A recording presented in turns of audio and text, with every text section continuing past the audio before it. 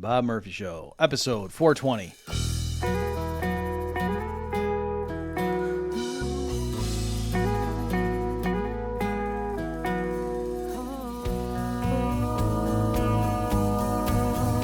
There's a tidal wave coming. What you gonna do? Get ready for another episode of The Bob Murphy Show, the podcast promoting free markets, free minds, and grateful souls. It's your source for commentary and interviews, conducted by a Christian and economist. Now here's your host, Bob Murphy.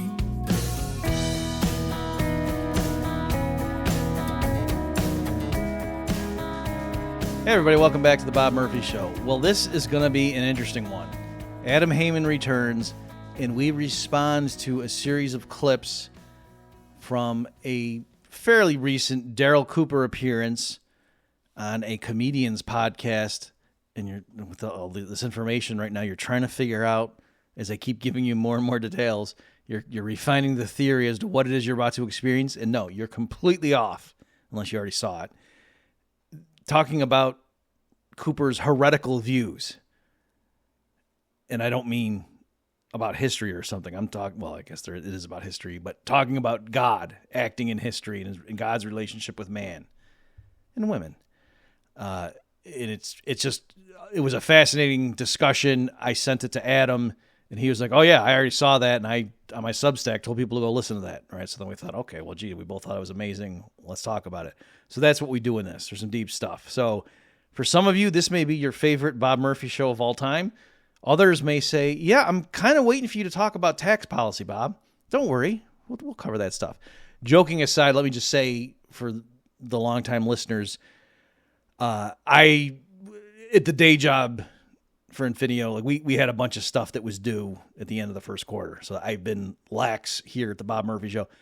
I'm going to be coming back strong. Got a lot of good content for you that it's just around the corner. Okay, so stay tuned. Thanks for your support, everybody, and your continued listening. Share it with your friends, and I think you're in store for a very deep episode. Here we go. Hi, Bob. Hey, Adam. So, should we just admit it? Like, and just tell everybody that these crossover episodes were basically just a clip show now? We play clips and then we say stuff. That's fine. We should lean into it if that's what we are, but I don't know. You're an economist. Yeah, well, I think it's why we're responding to what the market wants. No charts and graphs. More internet clip shows. All right. Well, yeah, I don't mind what we're doing at all, because today we're going to talk about a podcast that I saw. I think this came out in the middle of April this year, an appearance of Darryl Cooper of the now infamous Martyr podcast, showing up on the Duncan Trussell Family Hour. Duncan is some kind of comedian I think I'd never heard of, but he's also a good interviewer and has a great show. And I thought this conversation was amazing. I wrote about it on my Substack and shared it. And then independently, Bob, if I'm remembering right, you shared this thing with me and like you wanted to talk about it. And I'm like, yeah, I think that's great. It's a heck of a conversation. Yeah, unfortunately, I can't remember who tipped me off to it, but somebody said, Bob, this is right up your alley. You should check out this. The guy said something like, Darryl on this interview really gets into some of the most challenging questions for theists, or maybe he said Christians. I don't remember. So anyway, that was what it was. And yeah, folks, you are probably saying, oh, this is going to be about Gaza or something. I mean, I suppose in some grand sense it is that region of the world, but no, it's not what you think. This is in a metaphysical sense. Yeah, exactly. Yeah. Cooper is a foreign policy history type expert, if anything, or enthusiast, communicator to the masses. But this show isn't about that at all. And even from my atheistic, myth-loving perspective, I found it fascinating. Yeah, I was going to say, this is as unusual as hearing a gambler and economist talk about Jesus. So, yeah. Who would listen to something like that? All right, let's just dive right in. We got 5 clips. The first one was right off the gate. It sort of sets the table for the conversation, sort of explaining why, like Darryl Cooper. I'm sorry. Can we say one more thing? I didn't know who this guy was either, and partly like for real to give people a heads up in case you got kids in the car or something. I mean, we're gonna bleep anything, at least if you're listening to the Bob Murphy Show. I don't know how Adam rolls here, but the guy is the Family Hour name of this show like a joke because the guy swears, more than that Family Values guy that was on Part of the Problem one time, and that's saying something. I'm glad you said something. We probably will bleep it. I know you will, but yeah, there is cursing. They both end up cursing. And yet it's a very spiritual type, high moral behavior type conversation. I assume it's a joke, but I'm not familiar with the guy's podcast. But anyway, Cooper, has gotten himself infamous lately because when he talks about historical events and context, conflicts, and even like the Jim Jones episodes he did on his podcast, he goes out of his way to try and tell the story from the perspective of everybody involved, including the clear villains. Mm-hmm. And for people who are very married to nothing but a black and white, this good, this evil, don't you try and humanize the enemy. That pisses people off. And so this opening clip sort of sets the table for that dynamic. Mark Twain quote. But who prays for Satan? Who in 18 centuries has had the common humanity to pray for the one sinner that needed it most? Our one fellow and brother who most needed a friend, yet had not a single one. The one sinner among us, all who had the highest and clearest right to every Christian's daily and nightly prayers, for the plain and unassailable reason that his was the first and greatest need, he being among sinners the supremest. Mark Twain. And that's what I get from many episodes of your podcast. And this is why you're a controversial figure, is because you look into the past, you look into history, and you tell these stories where people we have just taken for granted as bad guys, deserving of the horrors that they encountered because of what they did, where suddenly you humanize them. Suddenly you force an unexpected compassion out of us for things you're not supposed to feel compassion for. And my first question is, when did you become a servant of the Dark Lord?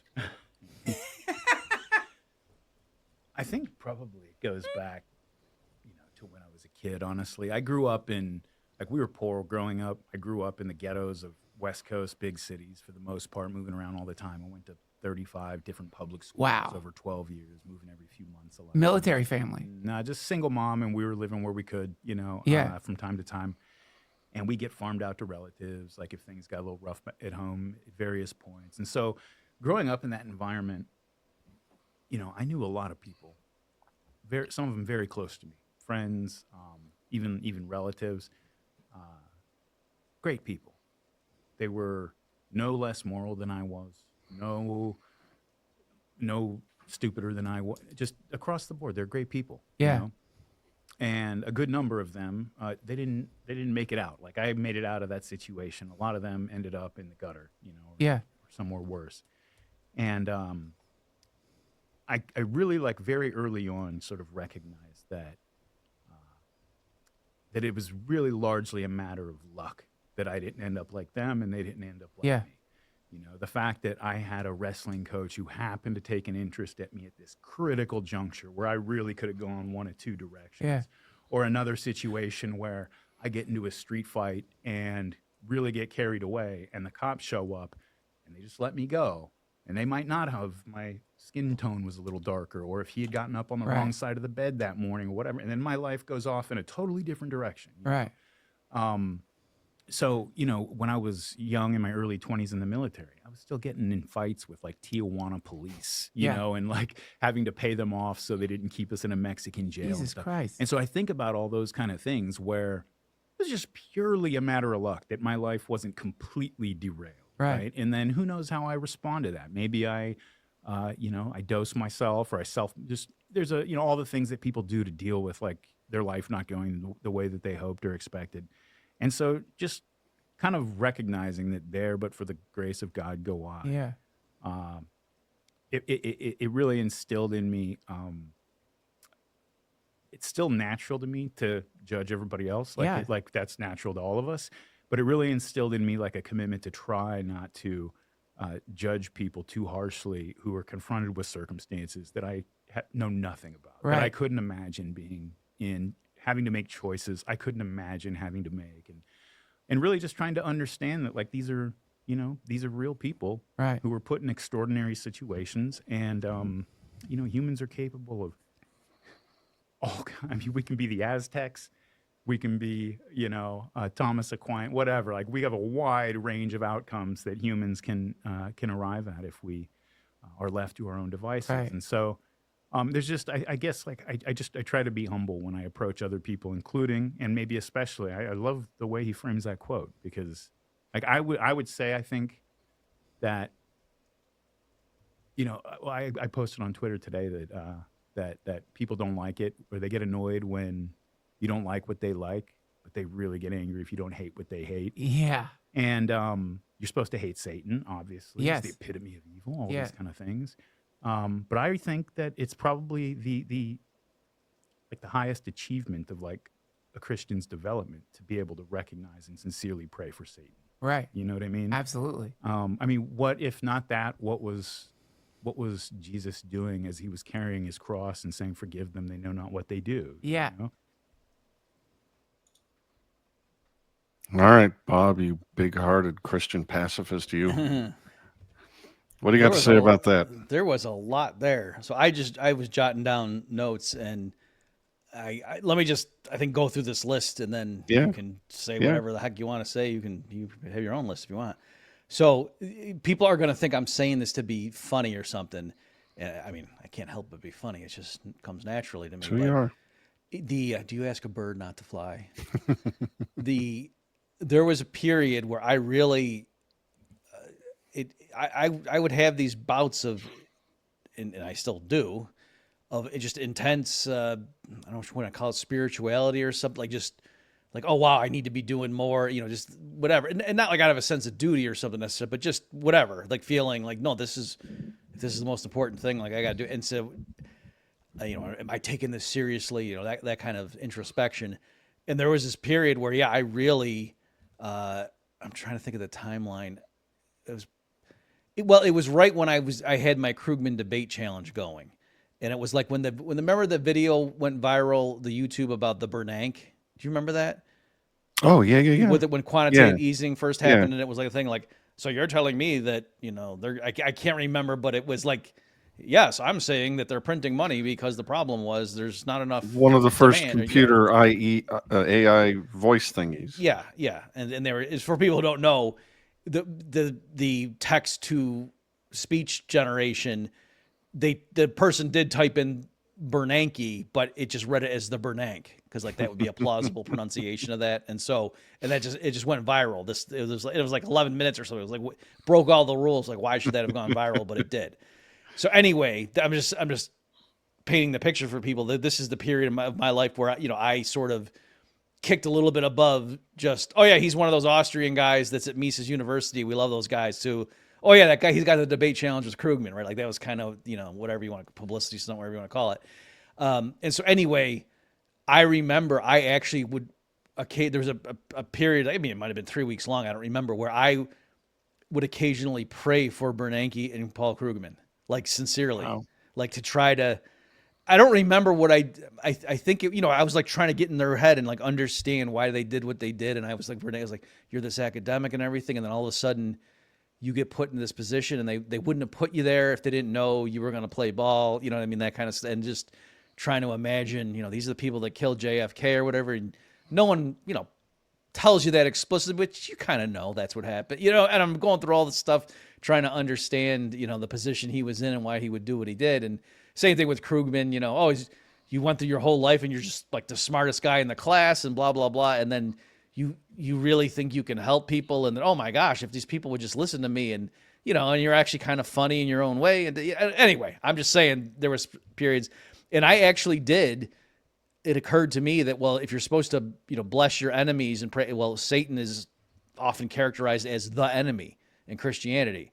So wouldn't we pray for him? And I even talked to some people about that. And one response, I won't say the person is that, I don't know if the person will want me talking about it, but an interesting response I got was the person said, my point was like, shouldn't I be hoping that Satan or Lucifer repents and turns back to God? Like I never hear anybody talking about that ever in Christianity. Like, and the person said, well, if he did, the Bible would be wrong. And so that'd be kind of weird. Right. And I was like, oh, so two more quick ones here, Adam. So that led me into back when the Star Wars, prequels finally came out, and I was just writing a ton of stuff on the original trilogy and then and I was saying that, I think, part of the message there was, there is this hope for redemption, like, how Anakin turns back and everything, and Luke was right, tell your sister you were right and that kind of stuff. But there's no doubt that Palpatine is just flat out evil, and there's not any issue of, oh, well, maybe, if we really gave him a chance, no, that is a bad guy. You get, like, he's seduced Anakin and turned him evil. Whereas they make it crystal clear in the prequels, like, that guy just derives direct pleasure from causing harm to others and exercising raw power. You know what I mean? So, whereas he's a politician. I mean, you can say that, but he's not, amongst other things, right? Not all politicians. So anyway, I get you're making a joke, but I'm saying, whereas with Anakin, they showed how, it was his love for Padme that was perverted, and his, his ego and everything that was used by Palpatine, blah, blah, blah. But it wasn't that anybody tricked Palpatine. It was like, no, he was what he was. So I think that's, in terms of, like, pray for your enemies and hope that people repent, and we're all fallen and we're all, but no, Satan is just, he's a bad, malevolent force. There's no steering him back to the good side. And then the last thing I'll say on this is just this general topic. Did you ever read the Lonesome Dove books? I saw one of the movies, or Okay. the movie, but that's it. Okay, so the books are phenomenal. It's I think it's Larry McMurtry is the author, and what I loved about them when I got into them, amongst other things, is he wouldn't judge as the author, as the narrator or whatever, and with the storytelling. He didn't judge anybody. He would just tell you what happened, and then this person, but he would also get inside the heads of everybody and explain why they were doing what they were doing, even like really evil people. But there was this one, like the head, I think it was like one of the Indian guys that was like an outlaw or something, and he would do stuff, and that was the one character where McMurtry didn't get inside his head. Like, he would report as the narrator what the guy did, and it was horrific stuff. Yeah. But he never went in that guy's head. And my take on that was, McMurtry's like, I know there are people that would do stuff like that. I don't know why they do it. I can't get in there. Like, I don't know what the hell would make you think that was the right thing to do. So anyway, those are some of my thoughts.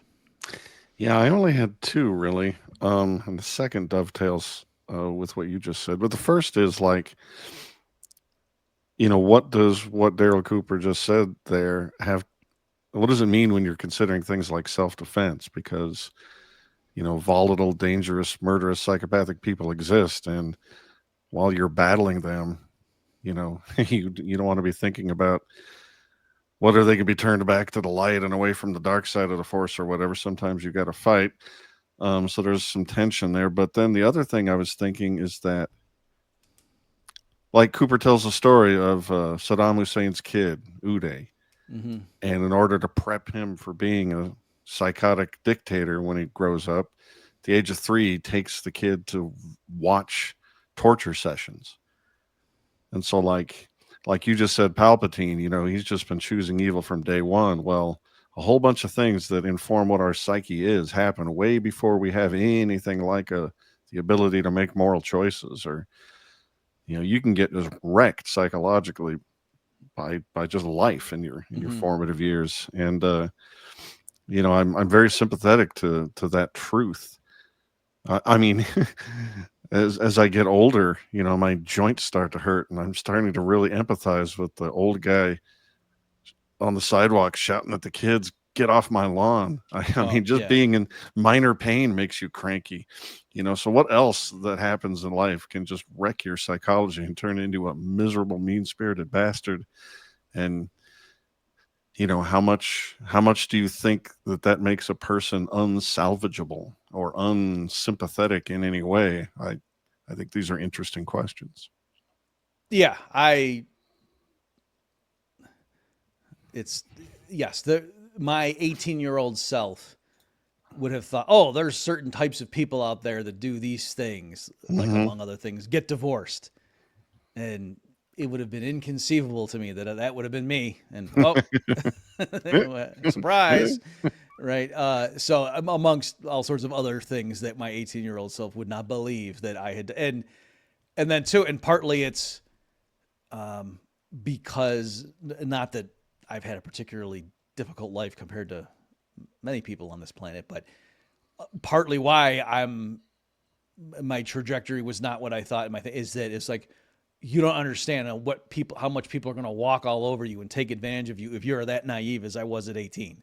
Like, no, dude, you gotta toughen up and you gotta put up defenses, and otherwise you're done. Like, you have no idea, that kind of stuff. And so, and then that makes you somewhat hard, and then you realize, like, oh, I was whatever too curt with my kid the other day or something, and you can like think why you were. There was all this stuff but it's not your kid's fault. Right. And so anyway, and then it's like, oh, so maybe that's when you're thinking, well, yeah, when I was little and my mom or my dad said this to me, I don't know, like, it still bothers me. And like, well, they had stuff going on too. So anyway. With wisdom and age, hopefully, comes perspective. Speaking of perspective, this next one's pretty great. It's the story of Job. It's like doing this to the Israelites. You realize, like, he has no idea what it's like to be afraid. He has no idea what it's like to suffer, to watch his child starve to death, what that's like, he has no idea. And so he goes through, like, you have the whole story. He's just, again, like, just brutality after brutality because they whore after other gods or whatever. Yeah. Until you get to the book of Job. And the book of Job is so interesting because it starts off by telling you, and Christians will tell you that, like, no person is without sin or whatever. But I think that's why the book of Job at the very beginning says, yeah, we get that. But this guy, for the purposes of this story, was blameless. He was without sin. Yeah. And he loses his family, all his goods, just suffers terribly. Why? Because God kind of got tricked by Satan into taking this bet. And actually, like, people always put all the responsibility for Satan on that. If you actually read the way the story is structured, God's sitting in his throne room and Satan comes through and God says, hey, get over here. Have you seen my servant Job? He's the best. He's just totally loved. Yeah. He started it. He's bragging, basically. Yeah, and he basically challenges the devil in a way to be, by provoking him in that way. And so Job has things happen to him that if you're a human being and you know what it's like to watch your children be killed or just any of these terrible things, I mean, just unbelievable suffering that this man is put through on a whim that means really nothing. It's just a whim in heaven, a bet in heaven. And Job starts complaining. He goes through for 30 chapters as his friends show up and give him all the standard theological reasons for, like, well, they must have done. The point is, God is just, which means that if these things happen, there's a reason or whatever. They give him the What are some of the various things happening? Like, we're talking boils, right? That's early phase Job, right? Yeah. Doesn't he get boils? I think it's boils, house destroyed, children die. Yeah. Literally every bad thing that can happen to you. All the bad things. Until he's literally sitting in the ashes of his burned down house with a pottery shard scraping, like, boils, the boils, scratching his boils. That's what ash. he's reduced to. And his wife is the only person in his family left, and she comes up to him, of all people, and says, enough of this, just curse God and die. Right? And so he goes through for 30 chapters, and he doesn't curse God, but boy, he lets him have it, though. And the whole thrust of Job's lament for 30 chapters, just unbelievable. Like, to me, it's just, it's up there with, like, the Bhagavad Gita, the Book of John, a few other things. That's one of the pinnacles of, like, world religious literature, where he basically, like, challenges him to come down, like, almost like in a court of law. He's like, no. You said that if I did this, that, and this, then you would do this, and this. Yeah. I did that. what is going on? You need to come down here and you need to explain yourself to me. Yeah. And his friends are like, well, you must have done something. There was a hidden sin. Or he's like, no, I refuse to accept that. I refuse to accept any of that. I did nothing wrong, and I want him to come down here and tell me why he is doing this to me, right? And that intransigent, like defiance of Job in that, refusing to accept all those standard explanations and, to admit a sin that he did not commit. Yeah. I think it finally created that moment of resistance in God where he got kind of thrown back on himself and realized that, because look, I don't really care. You can come up with any sort of abstract theological justification you want. God is the villain in the book of Job. And I think we're supposed to read it that way. Yeah. And I think Job is the one who showed him that, look, all of this stuff, these people you've been killing, the things you've been putting them through, you've been so angry because they act like humans. Guess what? This is you put us in this world, in a world that is, it's a thresher, it's a threshing floor. I mean, you throw us into this world where everybody we know is going to die. Yeah. We're going to watch them die, or they're going to watch us die. Everything we care about, we know is eventually going to go away. Yeah. All that. And then we have to just live in this world and deal with it. I have to live in a world where 6-year-old children get leukemia and die. Yeah. And this is the world that we live in. Well, there's some stuff there. Yeah. I mean, again, I look at these things mythologically, not the way you do. So I'm just like, that's a powerful story and a powerful way to look at it, but it does imply, like most of the Old Testament does, I think, that God isn't just this unchanging, all-powerful being. You can negotiate with God, and maybe God doesn't understand what humans are actually like until he slaughters a bunch of Israelites and has this incident with Job. Is Cooper correct that basically the Job thing is one of the last incident? I mean, that's like at the end of the Old Testament, right? And then God says what he says and disappears, and then the New Testament shows up. Is that true? I meant to look that up. So it's like chronologically, or not, that's not the right term. No, in the order of the Old Testament, it's not the last book of the Old Testament, if that's what you're asking. And also, in terms of when it was written down, the book of Job is ancient. And so that confused me that he said that. And I certainly, so folks, in case you're mixed up, it wasn't in the clip that Adam just played there. Like later, as they're still talking, Cooper kind of matter-of-factly says, so then once that narrative ends, then it's like Israel's just waiting around, and they don't hear from God for hundreds of years. And then finally, John the Baptist shows up.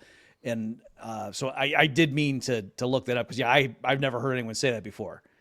The preachers I hear usually treat it as if the last book of the Old Testament, like that's what happens. And then, we're waiting around, and then, radio silence from God for a while. It is a fascinating perspective. And of course, I think humans over the millennia have learned how to negotiate with reality. Sacrifice is the first clue that we're lowering our time preference and investing towards the future, and learning that we have power to change our culture, our morality, and that impacts the goodness or badness of the future that unfolds. And I look at these old stories, and I can't help but see them from the perspective of a species that is just starting to think about concepts like this. And this is the way they tell stories. And it looks weird, from my perspective, but it also looks really, really interesting and useful. And that's why I watch podcast interviews like this. Yeah. So I jotted down some things as well on this one. So I just thought it was funny how he said, if you look at it like with this book of Job, God's the villain. And that reminded me of when he said, I kind of mock, when I'm screwing around with my friend Jocko there. And right. Churchill was the real villain of World War II. So here, I think it actually, besides just being ironic, I think it sheds light on what Darryl Cooper's deal is. You know what I mean? So I don't think he's actually trying to say maybe we should all become Satanists if you think about it, or we should, go around hating Jewish carpenters.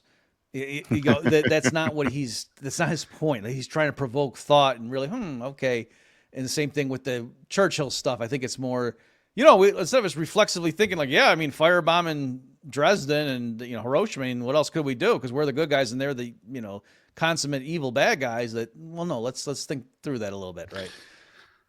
There's the way Darryl Cooper views this Job story is really key in understanding the next clip that we're going to play. I don't want to spoil it, but I do have other things though, real quick. Yeah. Go ahead. Okay, I didn't know. Yeah, all right. Sorry, I didn't know if you were saying so. Let's go. Okay, so I actually think he gave God too much of an out there when he said that the way the story is presented in the book of Job, that God was like tricked by Satan into a lie. No, God wasn't tricked at all. He was fully in charge. Right. It's for people at home. So what happens is, and Cooper is right, that Christians in general say quite adamantly that no human is without sin. It is literally impossible. You Adam and Eve, in a sense, theoretically could have chosen to obey God. They didn't. But then since that point on, clearly everyone born after them has what's called original sin. You're fallen, you're depraved, you can't choose God, he picks you. And, and Jesus did all the work on the cross, and, that's how you're saved, that sort of thing. And so but the book of Job really does say that, no, Job, it's not that he did something wrong, that he was God's faithful servant. And then as they say in the beginning, the devil is in God's presence, and God says, "Hey, did you see my servant Job? He's pretty good guy down there, huh? Like he really reveres me." And then Satan says, "Oh, the only reason," and Job is fabulously wealthy and has like lots of kids and everything, and is in very good health and vigor and is respected in the community and so forth. And so Satan says to God, "Oh, the only reason he honors you and keeps the law or whatever is because you've blessed him so much. If you took that stuff away from him, then, he would curse you." So God says, "Okay, you can take away everything, but you can't touch him." And so it's interesting theologically that God allows it to happen, and it's Satan's idea sort of, and so God doesn't kill Job's family, or he doesn't like ruin his cattle or whatever, or have his ship sink. Satan does that stuff, but only because God explicitly, and God clearly told him, this is what you're not allowed to do. So anyway, that happens. Job is obviously distraught, but he still doesn't curse God. And then Satan comes back and says, "Well, it's because you didn't let me touch him." And so God says, "Okay, do what you want to, but you can't kill him." And so that's when the boils and stuff come on. And what's funny is I don't know if you caught the joke I made, because I happen to have been reading through the book of Job right now anyway, just, in the morning I read from the Bible and stuff. And there's a part where when he's really just in misery, just sitting there in the ashes, just scratching, his boils, his wife comes out and says, "Why don't you just curse God and die?" And so I made the joke that, notice that the devil knew not to kill his wife. No, we're going to keep her alive to make things even worse, to have her come out and say he did something wrong and to give him bad advice, right? And I was going to leave it at that, but I realized that would be too funny playing in the Battle of the Sexes, because his friends also show up. They're quiet for a while and just sit there, in solidarity with him. But then once they do start talking, they're like, "I mean, come on, you must have done something, and God's just." And so anyway, so I didn't just say he left his wife alive. Also, he didn't kill his good friends, because that was adding to it. That made it even worse. Let's see what else. It reminded me, Adam, the movie Signs. You know that one? Did you see that? Yeah. Okay. And so there's a great thing where the little kid at one point says to Mel Gibson's character, "I hate you," and Gibson's character knows, like, oh, he's upset about the situation. And then when the one, it might have been the same kid, I can't remember, getting mixed up. He has asthma or something, and he's having an attack, and they're like in the basement hiding from the alien thingies or whatever. And Gibson's character, who's like a priest who has given up his faith when his wife died, is hugging the kid. He's so furious, and he looks up and he says to God, "I hate you." Mm-hmm. And then later, so kind of going with what you're saying, that it's the Bible does not teach that you can't tell God you're upset. I mean, Jacob literally wrestles with God, right? So the Bible doesn't teach that God wants you to zip your mouth. You're supposed to talk to him and whatever. And anyway, so that's part of it. And then one last thing I'll just say in the book of Job, what's interesting that they do eventually touch on it, in that conversation. But when I was first reading it, when I really was serious about trying to go through the Bible, and you're sitting like, I thought, Job just keeps basically saying, like, to God, like, what's up? Why did you let all this stuff happen to me? What's going on? And I thought God was going to finally come down and talk to him and say, well, you see, this is going to be written down and you will be remembered for generations. And he didn't do any of that. He came down and just said, like, did you make the Leviathan? No, I did. Did you forge the earth? No, in other words, like, who are you? And Job's like, yeah, you got a good point there. And then God restores and blesses him and, restores his riches and whatever. But anyway, I'm just saying, I remember the time I was like, oh, I wasn't expecting God. So there really is just like the book of Job is just saying God is in charge. Like even the bad stuff that happens, it's because he allows it to. And it's a difficult concept. Last thing I'll say, sorry, is G.K. Chesterton's book, The Man Who Was Thursday, really fleshes that idea out. And it didn't click with me until I read that book. For anybody who cares, I won't say more because I don't want to spoil it. But okay, I said a lot. Yeah, I really like the shifting. Again, these are they're not metaphors exactly. They're myths to me. They're different ways of looking at the relationship between man and either his maker or just reality in general. And so I find them interesting in that vein, and I like Cooper's different framework on the issue. Like for me, the story of Adam and Eve choosing to sin and then getting kicked out of the garden, I view that as something like the moment they became people, because they exercised free will and defied God. And before that, they were something else, some sort of an automaton. Heck, they didn't even have interestingly, labels. just on that, notice the way it's described is it didn't say like they ate from the poison tree. Knowledge. It was the tree of the knowledge of good and evil, right? So there was a sense in which they were wiser or something. They knew more about how the world worked after they did that. And, it's interesting. And the stories are the frameworks that Darryl Cooper is rolling out. I don't know if they hold any theological water at all, but they're interesting if you think that God in the Old Testament is just railing against these Israelites who just won't, follow orders. They won't get with the program. They keep doing all these wrong things, worshiping the golden calf and complaining. And it just strikes me as, and he tells a story, Darryl Cooper, of a Marvel character. Did you catch that? Jessica Jones and Kilgrave. I forgot all about that. That was awesome. Yeah. It is awesome. So the story, this Kilgrave character, he's a villain, originally appeared in the 60s or something, and he's just a regular guy, except he's got the superpower that whatever he says to another person who hears him, that person just can't help but do it. Just whatever it is. Kill your best friend, jump into the lake, put a bullet in your brain. And when he was a small child, the second he demanded anything of his mother verbally, the mother just lost all free will. And so he's going through life as just this playboy who gets anything he wants, walks into the bank, hand me $100,000. That's exactly what happens. And so there's a TV series on Netflix, Marvel Television, where he interacts with Jessica Jones, whose superpower is just that she's strong. And so the two of them meet, and he puts her under his thrall and has her like commit crimes for him and whatnot. And they're having sex and boyfriend, girlfriend, Bonnie and Clyde. It's great. And then one day, Kilgrave, the purple man, wants Jessica Jones to just kill some lady. And she doesn't. Just for some reason, she doesn't do it. And it snaps her out of it, and she leaves. And from then on, Kilgrave is infatuated with Jessica Jones because from his perspective, she's the first person he's ever met. Because everyone else doesn't have any free will at all. But the moment he opens his mouth, they do everything he says. And this is the one person who's interesting. And so it's a great drama. Go check it out. But what's interesting is, like, if you believe that God, the creator, can change and be mystified by his creation, it's kind of the situation with God and man.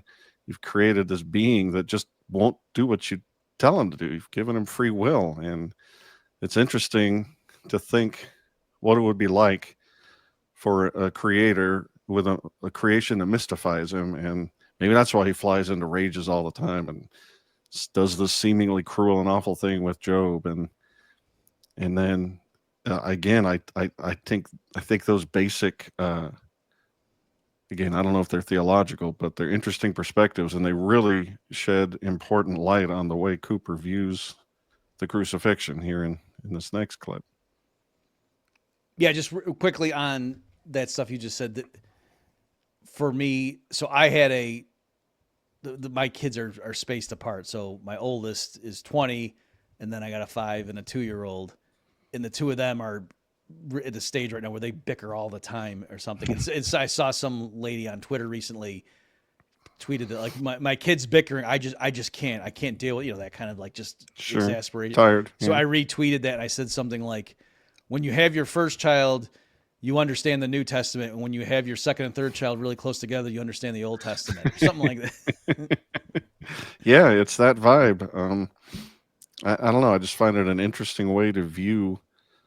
Again, because I'm thinking of something deeper, like man struggling with the universe, rather than the actual metaphysical story as told in the churches or whatnot. But either way, I think they're fascinating concepts, and I think thinking about them deeply will help you get through your day-to-day life. Or that's what I tell myself anyway. Shall we get to the crucifixion? Let me just say on that last one, because I was focusing on the joke, but seriously, though, what I mean is, like, let's say that our views, Adam, in terms of libertarianism, whatever, are correct. Do you know, like we really could have just the world full of flying cars and cityscapes that are, whatever, how amazing everything would. There wouldn't be homeless people, or they would just choose to, they would be very equipped. They'd be camping. Nanobots and whatever, taking care of them or whatever. And yeah, it would just be amazing.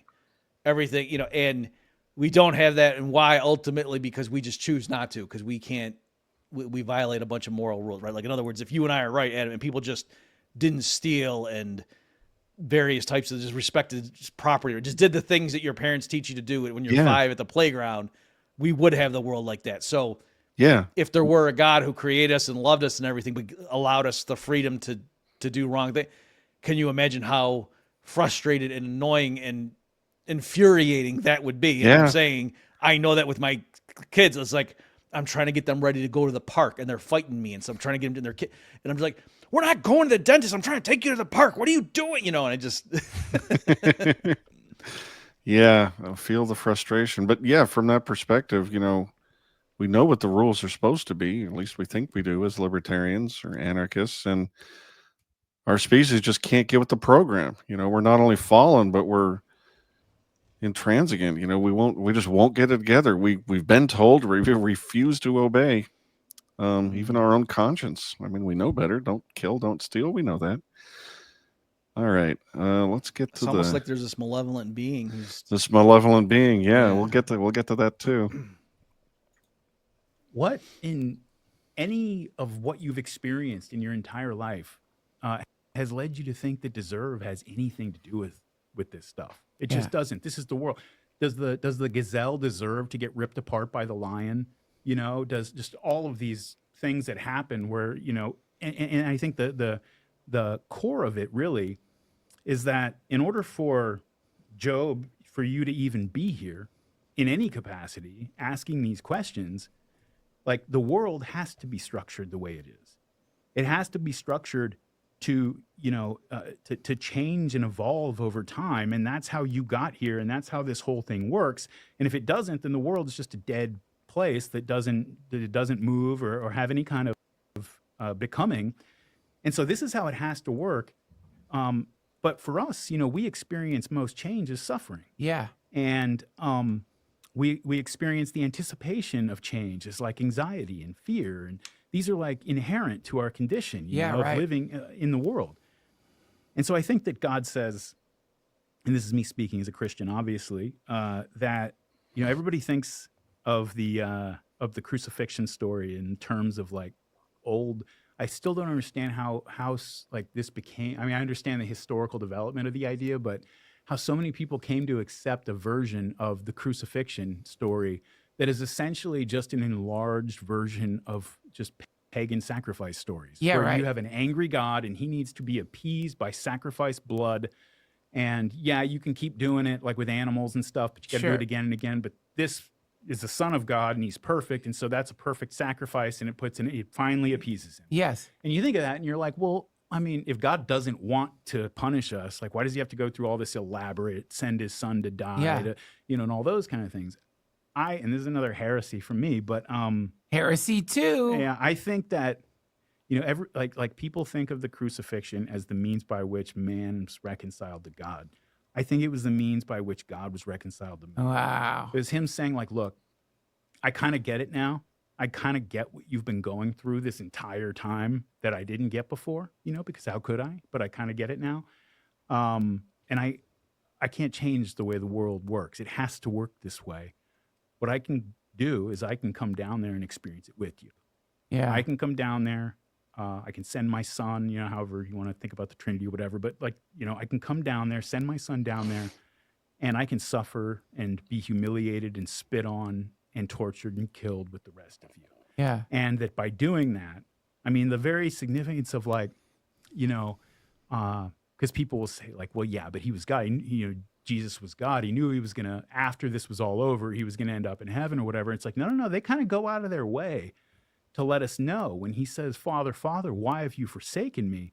That he kind of wasn't so sure about that. At the very, very end, he had reached a point where he felt abandoned by God. Yep. And so he experienced all the things then that we experience in the way that we experience him, like real fear, that night before in the garden, he gets arrested in the Garden of Gethsemane, where he's there I don't know about you, Bob, but I like that reframe an awful lot. It just never made sense to me that Jesus came down and died for our sins. I just couldn't get it. I couldn't make the moral connection. And I don't know if this story is any truer, but it makes a lot more sense to me. That was fascinating to me. That was why, this whole interview, at that point, I almost gave up on the interview early on. That, especially because, like I said, the host was just dropping F-bombs, and so I was like, "What the heck is this?" And I was glad I stuck with it though, because when that thing hit, I was like, "Whoa!" Yeah. I guess the one part, he said something about God didn't understand what it was like to be human until he came. I mean, that's a little bit tricky, because if he's omniscient, what does it mean to say he didn't know? But okay, fair enough. Other than that, I thought that was very interesting. And I will confess, the other day, my 5-year-old, I was asking him about, because I go to church, and then he's, they go with the kids, and I was asking him what do they teach you? About Jesus? And I was just curious, and somehow it came up that he died, and I was saying, do you know why he did? And he was like, no, who killed him? And that kind of stuff. And so I was trying to explain it to him, and it was tricky. It harkened back to when I was an atheist. And I don't know if you've ever heard me frame it this way, Ed, but it's let me get this straight. So Adam and Eve, sin. God's really upset with us. We had this chasm between us, and God says, all right, tell you what, I'll send my son, and if you torture him and murder him, then we're cool. How's that? It doesn't make any sense. What the heck is that? So. This framing. And I was coming. So what I did with the 5-year-old is I framed it as Jesus conquered death. It showed that if the right thing to do is do what God said, do the right thing. And you can say, yeah, but bad things might happen to me, and say, okay, what's your point? You know what I mean? And that Jesus showed, they might kill me. Okay. And God's can conquer death. So, you know what I mean? That, which I think is all true, but it still was kind of dancing around what Cooper's talking about there. That no, the standard way Christians, at least in the United States, I can't speak elsewhere, explain that is to say, God demanded a sacrifice, somebody had to die, and Jesus says, do it to me, which in any other context would be horrifying to us, to our sense of justice. It's terrible. This framework is so much better. Yes, you're angry with existence itself because we live in a capricious world where horrible things can happen. And by the telling of this myth, it's me that's doing it to you. But what I'm telling you is no, the world has to work this way, and it has to be dynamic, and you have to have free will, which means that, yes, horrible things are going to happen to you. But trust me, if you act the way I'm telling you to act, in general, it'll all work out. And oh, by the way, just to show you, I'm right here with you. I will come down from heaven in the form of a human. Mm-hmm. I'll call this being my son, but it's me. and I will go through it all in just the manner that I'm telling you that you should do. And yes, even still, I could get murdered for absolutely nothing and die in the most painful way possible, but still the way I'm advocating for you to act is the right way for you to exist on this world. I don't agree with necessarily all the particulars, but I agree with a lot of them, and I like that myth a lot better. I find it way more persuasive. If they told me that one when I was a little kid, maybe I would have bought in. Yeah. So to be clear, I think what you just said is all true, but the thing that, and I think even most Christians would have no problem with what you just said and say, oh yeah, that's all that too. But the thing that Cooper said that was heretical was, and I'm not saying that to be like, so therefore I'm going to shut my ears, but what is more specifically that he was in a sense saying like, yeah, the reason all this bad stuff happens, it's ultimately the buck stops here. Like, we can say, oh, Satan did it, but I allowed it to happen. And it's very Calvinist. That's what was intriguing about this. Like, there's a sense in which I guess another analogy that occurred to me when I was younger is I used to think it was like, oh, God is Yoda and the devil is Palpatine or Vader. And it's like, no, God is George Lucas. Right. And you know what I mean? It's like he's so far above everything. It doesn't even, the devil is just like a character that he created in a sense, or I guess the technical term is they say he created Lucifer, who then chose to fall and then turned into Satan through his own free choice. But in any event, and so that, that is an interesting thing. So for Cooper, to what he was saying there was there's a sense in his telling and his framing that it's like, oh, the reason Jesus is getting nailed to the cross, like the reason all of the sins of the world are taken upon Jesus is because there is a sense in which is the ultimate supreme authority, right? Creator of all, right? There's a sense in which this all happened. This is appropriate. Yeah. So anyway, I still have to think about that. That's an interesting perspective. Yeah, it's a very deep mythological structure, and I'm taken by it. And speaking of evil in the world, get a load of the Satan guy. What's the deal with Lucifer? It's the real threat to Satan. I mean, like. So you believe in an actual Satan? I think he's an egregore, sort of. Where. Like, do you believe in the military-industrial complex? It's like, really, it's just a bunch of bureaucrats and employees at the defense contractors and executives and so forth who all have their own lives. Right. But no, there's a thing, they don't have the military-industrial complex headquarters and they have annual meetings or whatever, but it's a thing and it has a will and a certain amount of agency that we all feel and have to respond to. And so it has reality, even if you can't point to its headquarters. And I think Satan's something like that, like an egregore is like an autonomous spiritual being that, maybe has a fleeting reality if it's something that's created by Santa Claus, Tooth Fairy, Easter Bunny.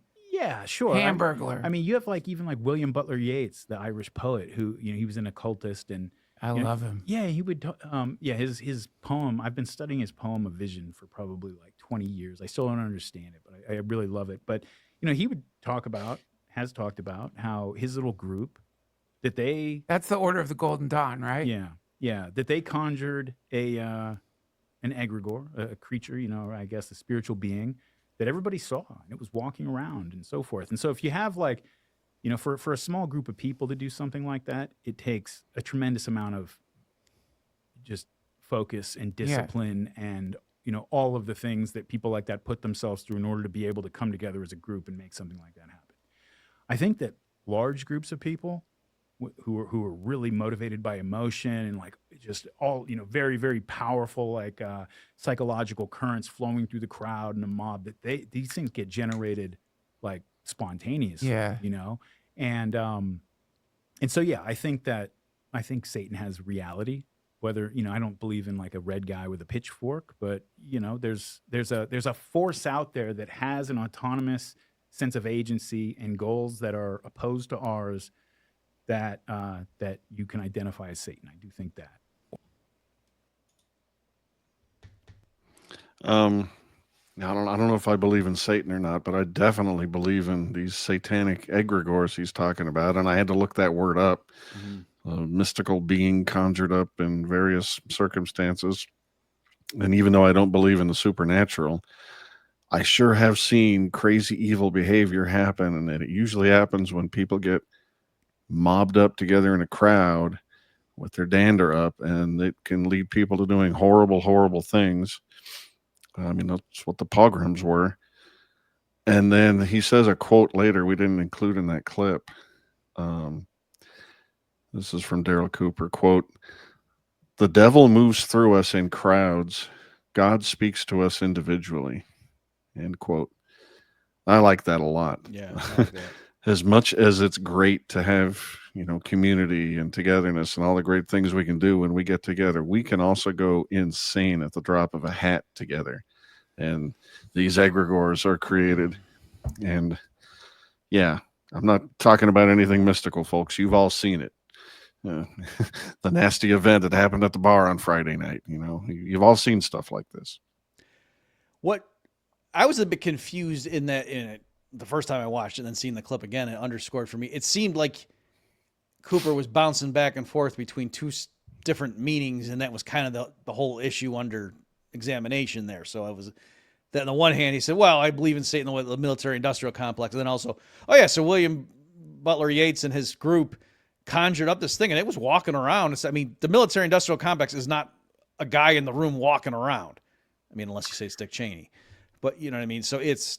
Yeah, it seemed he is like it's like, so what are you saying? Satan actually is a being that with conscious intent, or is it just, oh yeah, people sometimes crowds behave in certain ways that nobody would individually? Like, those are two separate statements. They're definitely two different statements, and he said them both. But he is a believer in the supernatural, if I understand correctly, and so I think he believes both of those things, and maybe the one motivates the other.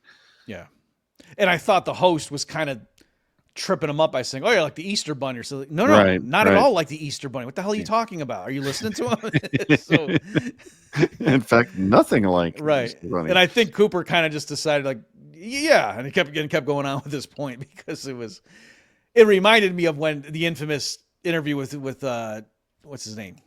Tucker Carlson. I forget the specifics, but he was riffing, and then Tucker Carlson said, like this. And it was like totally contradictory. Just let it go. You missed the point entirely. And unfortunately, they misled the audience. I think that was some of the confusion about what he was saying, is because Tucker misunderstood. Anyway. So yeah, with all this stuff, just, my thought. So I do think, like, I believe that God is an actual intelligent, alive being. And so likewise, I think Satan is a being. I don't know if person is the right. Yeah, I guess person is the right word.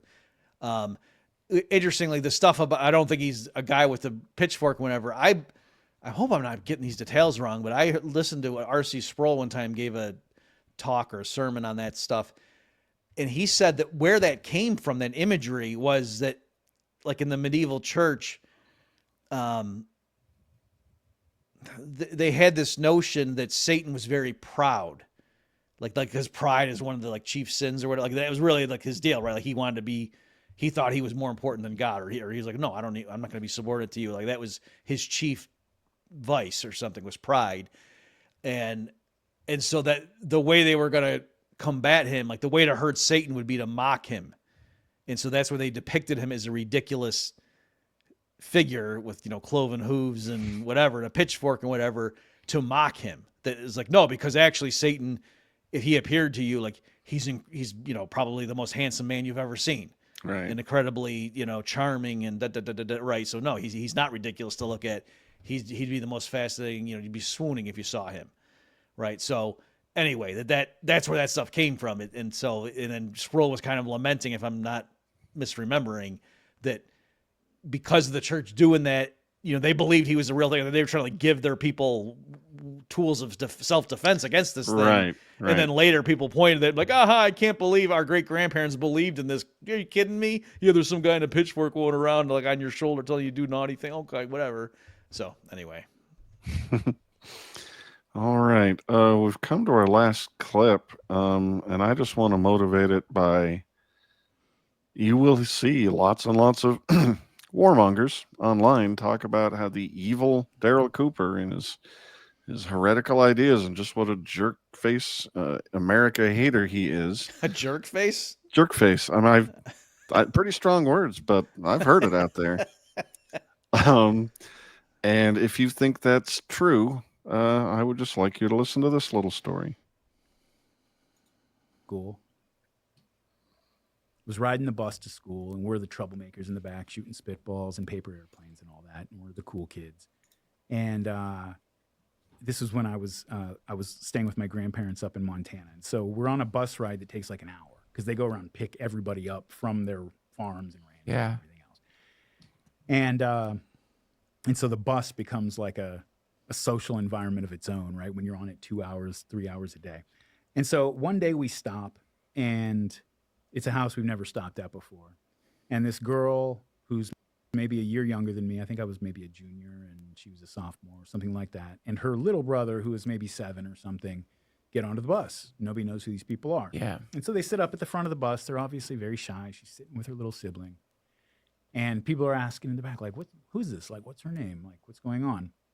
And you could see, like, just the house we stopped at and their clothes and stuff. This was not a wealthy family, you know. This is on the poorer side, right? Trailer, you know, double wide they lived in and everything. And so they come on. It's a 15-year-old girl and her 6-year-old little brother, right? God, man, this story, like,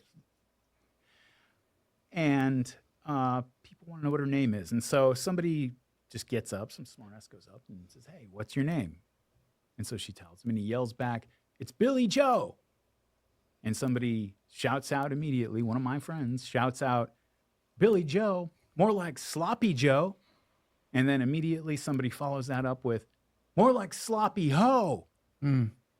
This is her first encounter with this place she's going to spend the next several years. And, you know, she kind of sinks down in her seat. For the entire rest of the time I was at that school with her, her name was Sloppy Ho. Yeah, right. And what you saw develop over time was, you know, she became, I pray, I literally have prayed about this a million times. Like literally, I'm not, you know, saying it in a figurative way, that I have prayed that she ended up all right, because you could see it affect the development of this young girl's personality. You're talking about a 15-year-old girl who comes to a new environment and is immediately just, you know, it just completely, that kind of thing can completely derail a person's life, you know? And here's the worst part about it, is I knew at the time, and I've known every day, I never called her that. I was always trying to be nice to her and stuff, but I was part of the friend group that, like, you know, had the in it. And so she was always real standoffish with me. And I talked to, like, I knew some people who were part of the friend group she became a part of, which was kind of the outcast kids, you know? And they would tell me, like, she's like the sweetest person. Yeah. She to everybody else, because of course, you know. And the thing that I've always thought about from that day forward, and this is what I told my buddies, you know, the young guy I was talking to, I said that I knew at the time that if I would have been like, "Dude, shut the up," that everybody would have stopped. Right. They wouldn't have kicked my ass. They wouldn't have, like, turned on me or anything like that. Just me interjecting and being like, "What are you doing?" would make those people be like, "Yeah, we're kind of being, hey, sorry, Billy Joe." And it could have changed everything. Yeah. But I was a coward. I didn't do it. And there were times, you know, there were other times in other situations where I stood up for a person like that. And there were other times where I didn't. And I told the kid, I said, every single time that I pussed out, I still think about him almost every day.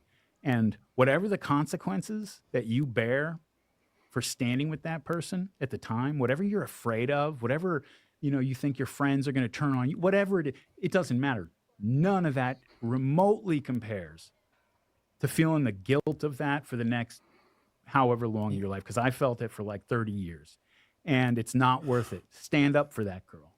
And whatever happens, you will not regret it. You will regret not doing it. And to me, like, that's the essence of the Christian message in a lot of ways. Never be a part of that crowd. Right. So 2 quick things. We clipped off the beginning, but a friend of his kid came up, a teenager, and asked him for his advice, Cooper, and that's the story he told. Oh, I thought he was going to say join Hamas. It's the second thing he told him. But what motivated that story was a Hieronymus Bosch picture He's famous for doing these horrible, torture-laden, evil medieval pictures. And the one in question is a crowd of jeering, locals with demonic faces making fun and spitting on Jesus as he carries his cross up the hill to get crucified. And Darryl emphasizes that, who are these people? Well, these are the people that just a couple of weeks ago were waving palm fronds and welcoming in the Messiah who's going to come in and save us from the Romans and all this. And so, this advice that he's giving the son of a good friend of his is don't ever, ever, ever be those jeering, lascivious, maybe that's the wrong word, but just evil jackals. Don't join in the fray. Don't join the mob and do horrible, horrible things that aren't right, when you could stand up and just not only not participate, but just stand up and say no. It's a heck of a good piece of advice. And then you join Hamas. Hamas. So I struggle with I have a story that's similar, and also that it ties into my view. I don't know if you were reading my blog at the time, but I one time went on a thing where I was trying to explain hell because again in there, it's like like there's ways of framing it that Jesus is going to save you from hell, and what's hell? Oh, it's where I'm going to burn you for eternity if you don't love me. It's like, thanks God. You know what I mean? Like, I get it. I understand. And so one way I tried to reconcile is like, I was trying to come up with like what it is. It's got to be difficult, and I thought, all right, what if it's something like when you die, you would have proximity, communion with God, and thus you partake in his omniscience. And then it becomes fully apparent to you how your violations of your own moral principles, right? This isn't God imposing stuff that you, as you went through life, I'm a pretty good guy. I try to do this. I slipped here, I could, but I'm pretty good. I'm not like one of those mass murderer. I'm not one of those bad people out there. No, I'm pretty good. I should go to heaven. And then it is shown to you crystal clear how much pain and suffering, it just multiplies over time. Like it's just little ripples just when you realize the aggregate. And it's not like, oh, but I helped that lady across the street. It's like, no, if you are a serial killer, it's not like, yeah, but how much I donated to charity. It doesn't work like that. And so in the Christian view, it's like, you better have been prepared and gone to church and sing songs every week and just telling yourself, I'm not resting on my own morality, my own accomplishments, my own good works. It's Jesus. And like the only way you can survive that onslaught is if you actually believe that with your whole heart. Because if you think going into it like, well, I'm a little bit nervous, but God's going to show me what I did, and hey, hit me. Like, no, you're done. And that what hell would just be the knowing what you did and just like, anyway, that agony. So it's okay. So there's that real quick story. And you'll see why this resonated when he was telling me, like, I was like, oh man, it was really getting to me. Was it like maybe 6th, 7th grade ish? There was this kid in my school. I went to a Catholic school, a very dinky, in the grand scheme of things, very, nobody, the worst thing that happened in terms of physical bullying was my friend who was kind of an outcast. So I was like being nice by being nice friends with this guy, because a lot of like people weren't friends with this guy. And he was kind of like a troublemaker, like he's always, and he just went up and he decked this kid in the face. This kid was like a nerdy kid, like just kind of dorky, and he just decked him in the face for no reason. And like, I was just like, I'd never seen someone get punched before. And I was just like, whoa. And that kid like paused and he was shocked, and then, and he started crying. And my reaction was like, oh dude, don't cry. Come on. Oh my God. You know what I mean? Not, why did my friend just go deck him in the face for no reason? Anyway, I wrote a newsletter that I charged people money for that was the chronicles of this kid, the nerdy kid. And I have to say, it probably sounds worse than it was. Like he kind of went along, like acted as if he thought it was funny, if you get what I'm saying. Okay. So and remember, the further back you go in my life, the more of a goody two shoes I was. Like, I didn't think I was ever going to drive faster than 55 miles per hour. Okay. So I'm just saying, like, when I say that, it probably sounds worse than it was, but I did do that. it was funny. We got called in the principal's office, and she's like, "You can't be writing stuff like this." And the one kid was like, "Yeah, but I didn't collect any money for it, because I did." It was like, anyway, and so okay, so there's that. It was the kind of thing like later, once we were all on Facebook and everything as adults, I messaged that kid and apologized, sort of like that movie scene where, the guy crosses his name off the list, and he was like, oh, I appreciate that and whatever. And I was real shy back, okay, it was a weird, cool. And then I was somehow talking to someone from, that junior high when I was visiting where I grew up or something.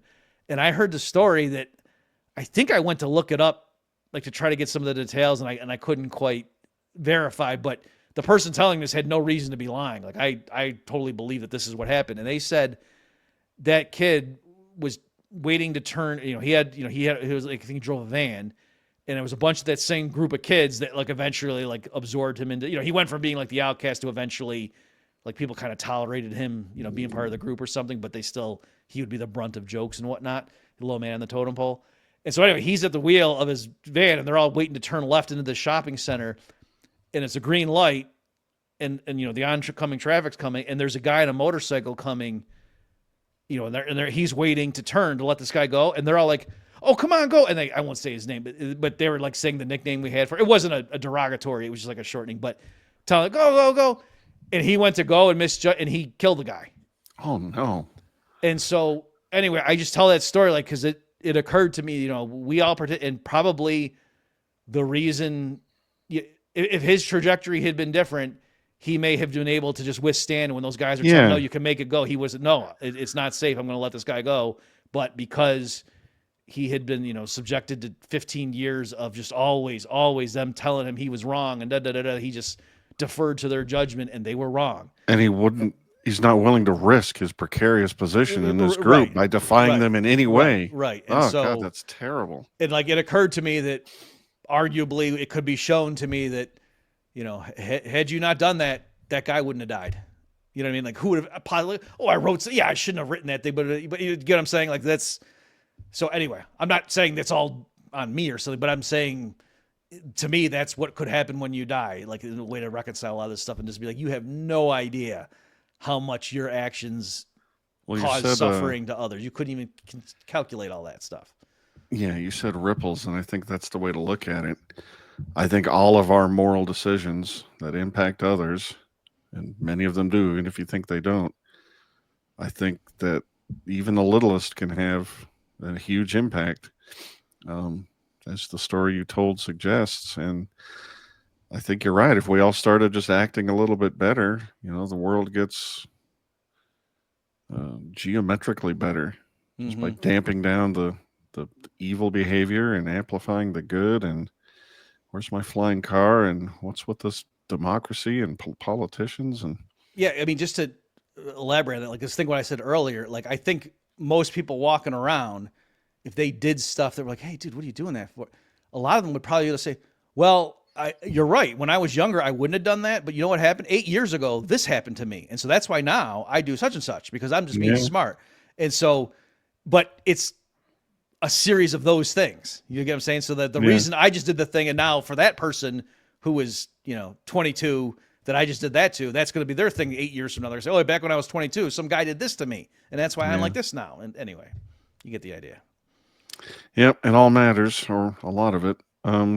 To change the subject, but did you ever see the Albert Brooks movie, Defending Your Life? Yeah, it was great.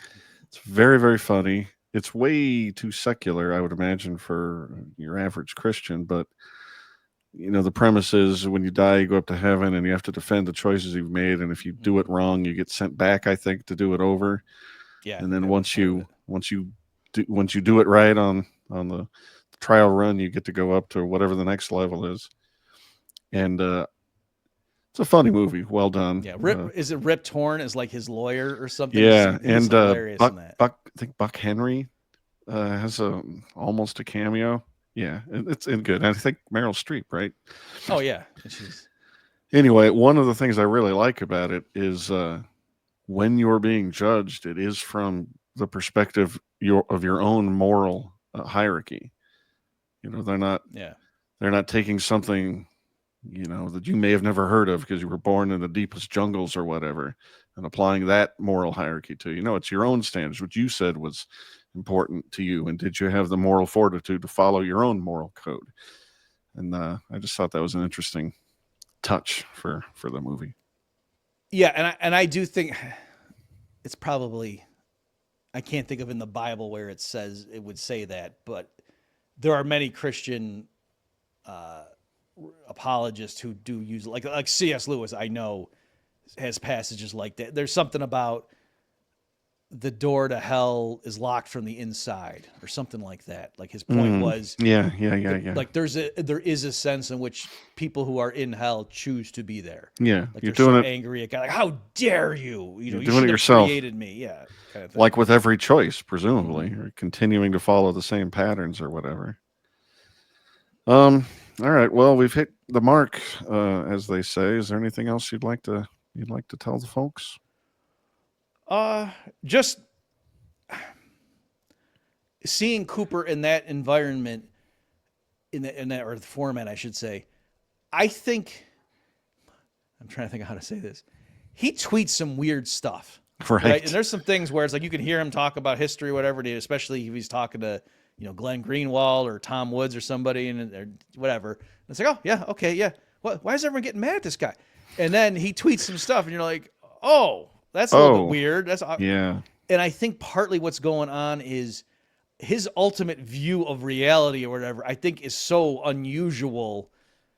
And it's not that, he's really just this lizard monster guy or something who hates Jews or something, like, you know what I mean? But it is, I think, when you see bursts of it and you're trying to put him in a box of, he's this normal guy who's got some revisionist views about history. Like, no, he's got revisionist views about God and things. And so I think, because I know people who seem like decent people to me say, oh yeah, Darryl Cooper's a great guy. Like, I go out to dinner with him and blah, blah, blah.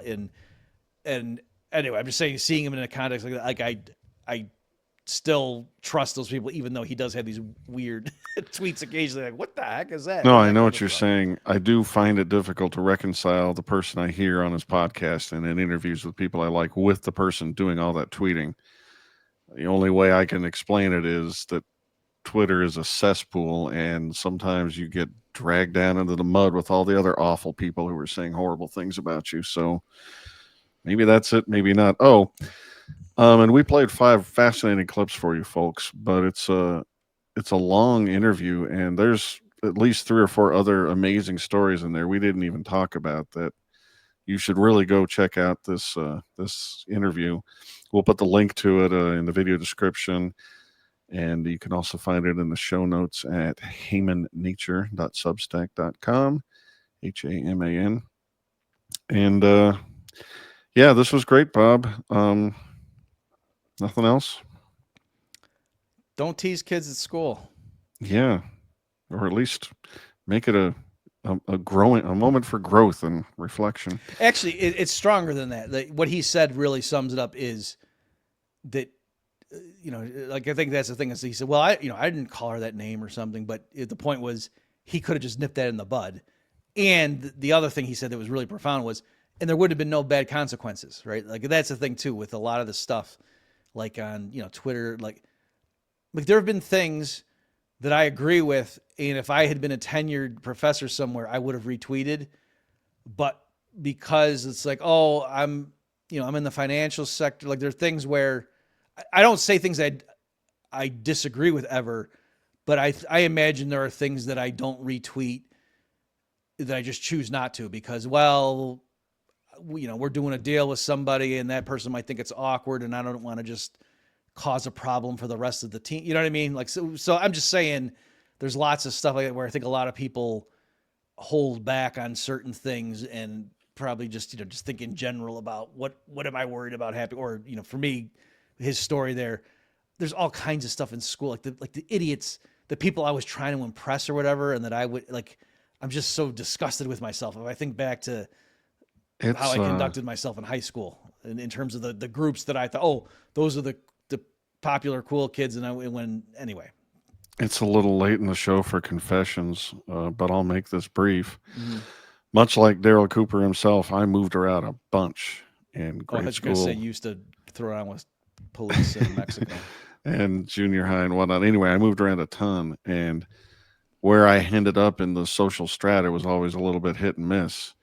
And this one place I ended up, I was darn near the bottom and just getting picked on every day. And then Weren't you 6'3"? No, I was pretty skinny, and I was tall, but I was real skinny. And when you Mhm. move around a bunch, you're never going to be an alpha as the new kid. Mm-hmm. So anyway, I ended up near the bottom getting picked on a bunch. And then some poor unfortunate who dressed weird and looked weird and lived in a weird place and was clearly poor and he probably smelled. He came along and he started being the guy that everyone was razzing and cursed me for my sins and weakness, but I turned right around and joined the mob and made fun of that kid too, because hey, it's not me anymore. This is great. Totally. Yeah. And I think about that a lot. And I didn't do it for long, but I did it. And I eventually made friends with that kid. But his name was Chase Oliver. Nice. I've never made friends with Chase Oliver. No, but it just goes to show, our tribal limbic system or whatever it is strong, and it'll make you do horrible things if you're not forthright. Yep.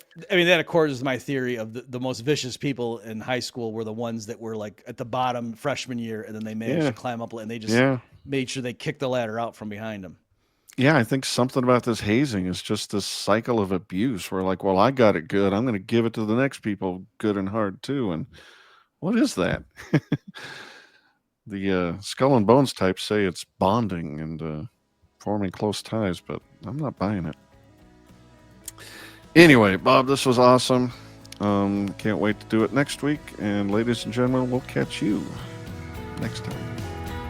You've just experienced another episode of The Bob Murphy Show, the podcast promoting free markets, free minds, and grateful souls. For more information and to subscribe to this podcast, visit bobmurphyshow.com.